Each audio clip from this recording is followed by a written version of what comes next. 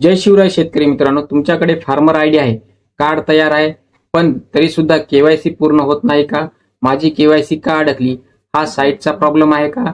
माझे डॉक्युमेंट चुकीचे आहेत का? माझा फार्मर आयडी 1 वर्षापूर्वी तयार झाला तरी केवायसी का होत नाही?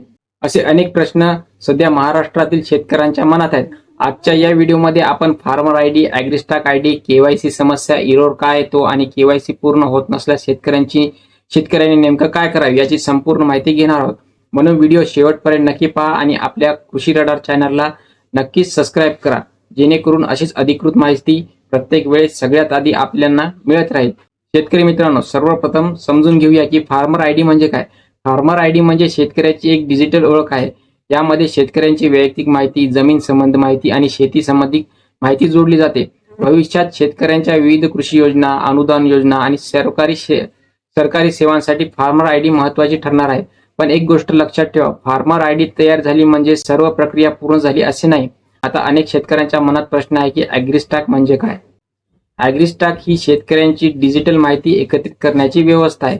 यामध्ये शेतकरी जमीन, पीक विमा आणि शेत संबंधी माहिती डिजिटल स्वरूपात जोडण्याचा प्रयत्न केला जातो.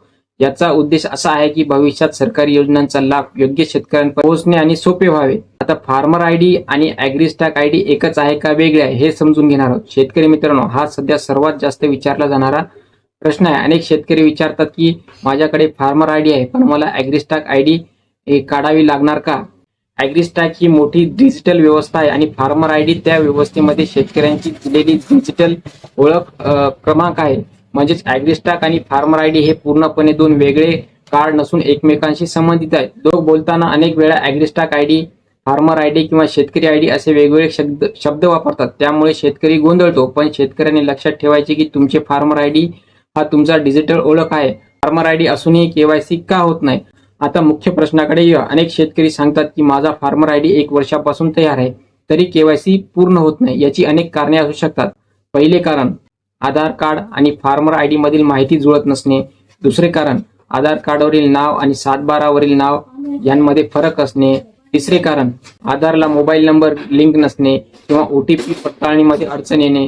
चौथे कारण, जमिनीची माहिती 7/12 किंवा 8A मधील माहिती अपडेट होण्यास वेळ लागणे. पाचवे कारण, पोर्टल आणि सर्व्हिसची तांत्रिक अडचण. हा साईटचा प्रॉब्लेम आहे का डॉक्युमेंटचा? आता हा पण मोठा प्रश्न. शेतकरी मित्रांनो, प्रत्येकाची समस्या वेगळी असू शकते. काही वेळा सर्व माहिती योग्य असून वेबसाईट किंवा सर्व्हरच्या समस्येमुळे केवायसी होत नाही, तर काही वेळा कागदपत्राची माहिती जुळत नसल्यामुळे केवायसी अडकते. म्हणून इरर न पाहता फक्त अंदाज लावू नका. केवायसी करताना काय तपासावे? शेतकरी मित्रांनो, खालील गोष्टी तपासा.